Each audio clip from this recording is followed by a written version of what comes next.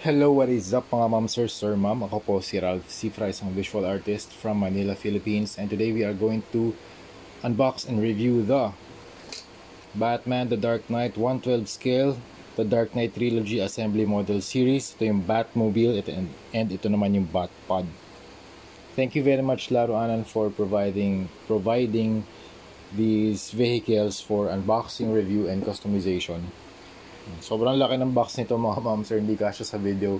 Pero yung Modo King na this one is from Modo King and ano siya, original siya, meron siyang DC na logo, Warner Brothers logo. This is original and authentic. Hindi siya KO, hindi siya fake, hindi siya bootleg.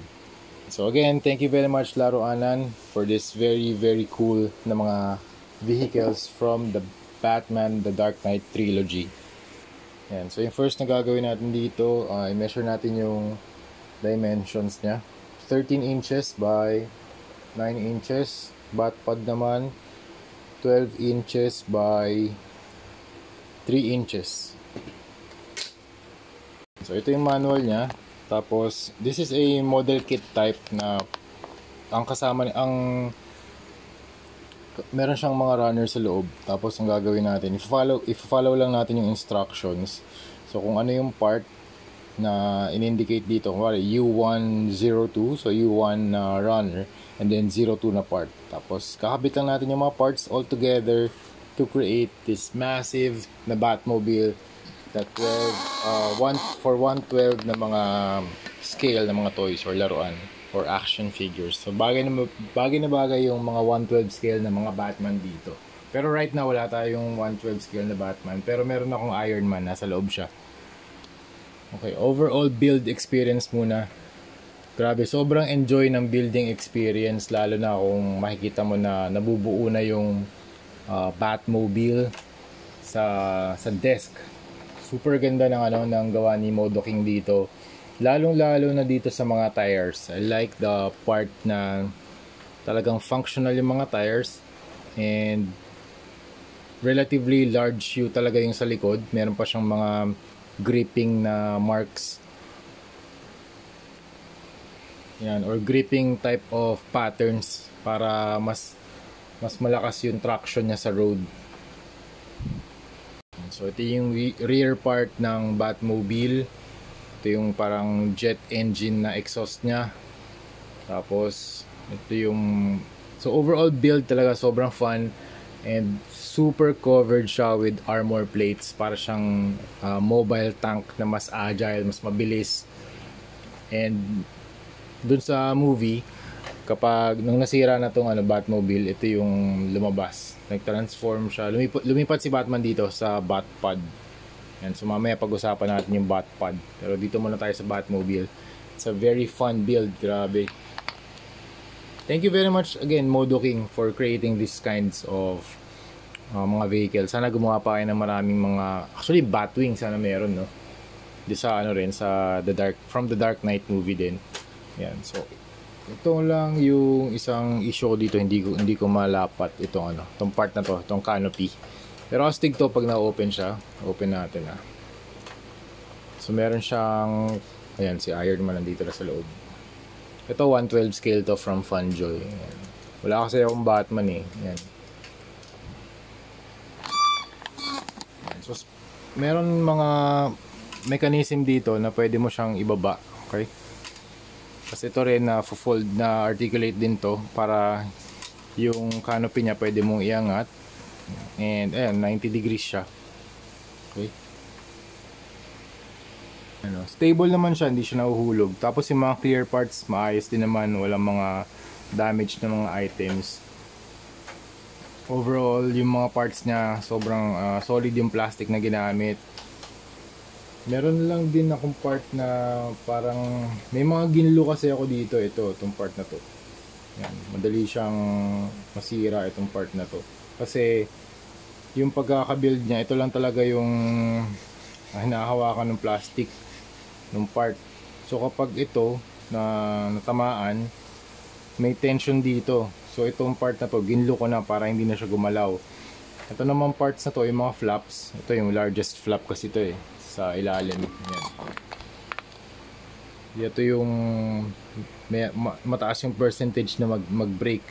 Kaya nilagyan ko na ng super glue. Ngayon ito naman yung magnet. Pwede siyang mag-activate ng mga LEDs. Yung LEDs niya hindi ko na rin, nasubukan ko na rin 'to, maganda yung LED niya. Sa camera ang buga ng ilaw niya is color blue, pero in real life mas white. So dito meron siyang LED 1, 2, 3, 4, 5, 6. And sa likod meron din, pwede nyo siyang ma-activate using a battery. Meron naman kasamang mga batteries to. Yan. Pwede rin kayo maglagay ng booster dito sa likod. Yan. Tapos pag ito-turn on yung LED, pe-press nyo lang to. Okay? Pero hindi ko na muna siya in-install kasi battery operated siya. Kaya mabilis kasi maubos yung mga power ng battery, kaya hindi ko na rin siya in-install. Kasi baka mag-leak naman yung battery, masira naman yung LED. Kaya hindi ko na rin ginagawa yung mga ganong klaseng mga light up feature. Kung ang light up feature nito USB powered, okay lang. I-charge natin o kaya i-charge natin tapos mas madali siya babuksan. Pero nice touch na rin na ginawa nila na merong LED na feature to. Sobrang ganda pa rin. Pero kahit na walang LED, tinan nyo naman, grabe. The sheer size and build and the sheer amount of plastic na nandito sa vehicle na to. Actually, naalala ko tuloy, meron akong Lego nito eh. Hanapin ko nga ulit yun. Meron akong Lego na Batmobile na tumbler. Alam ko, ginawa ko rin yun. Super fun build din yun. Mga Lego bricks. Tapos itong part na to, ito sa front part ng wheels.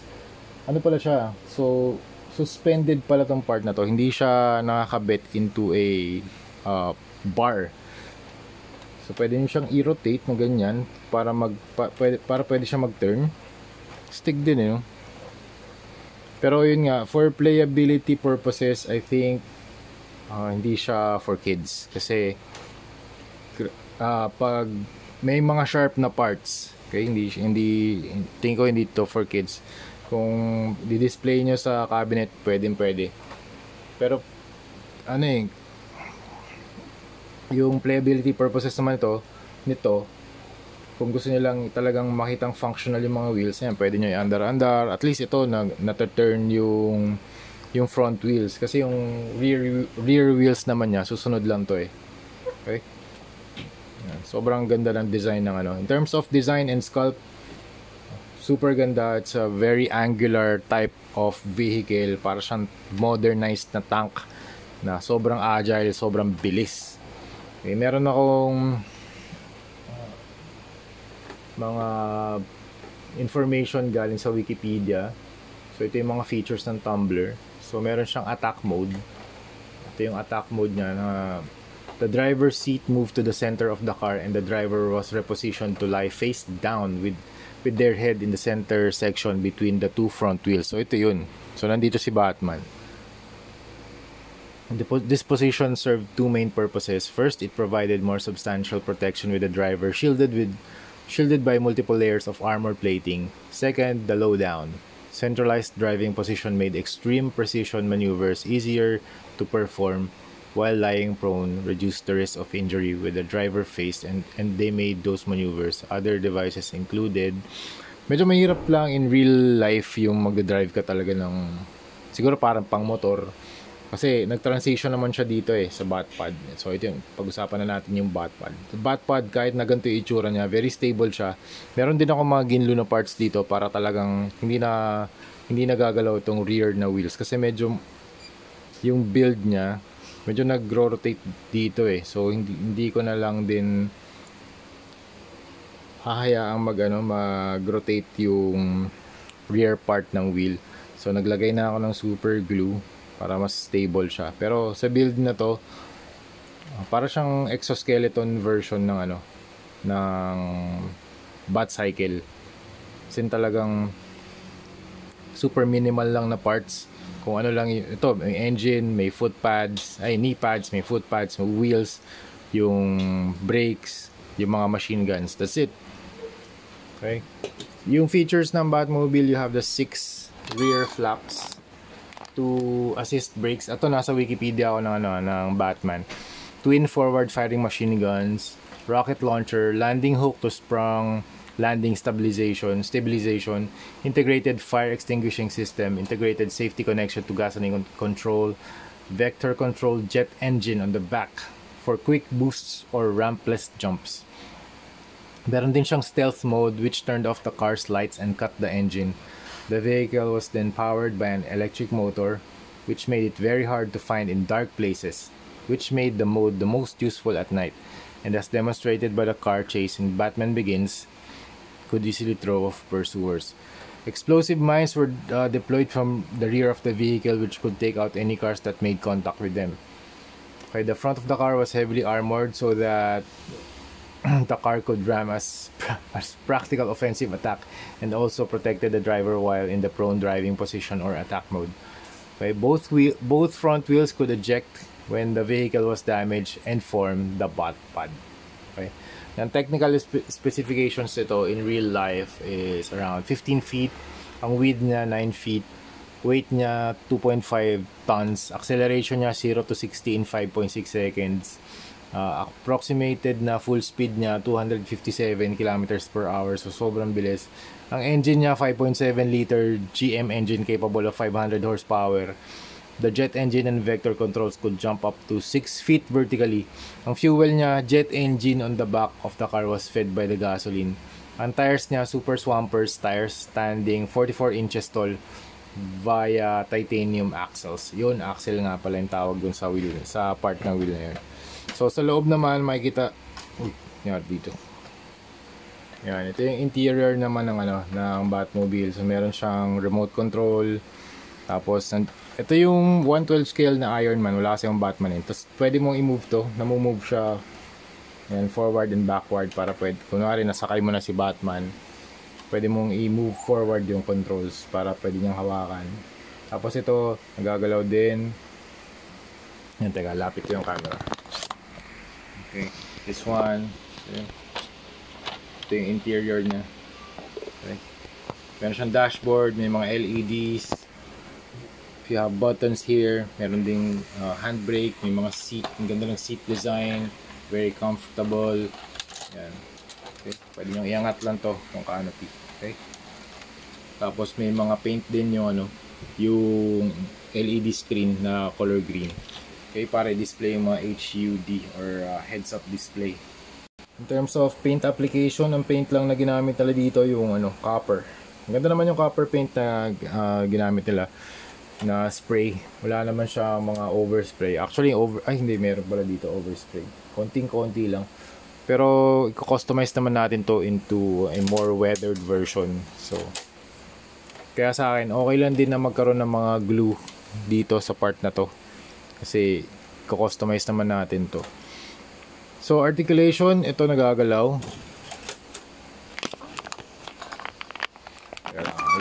Ayusin lang natin.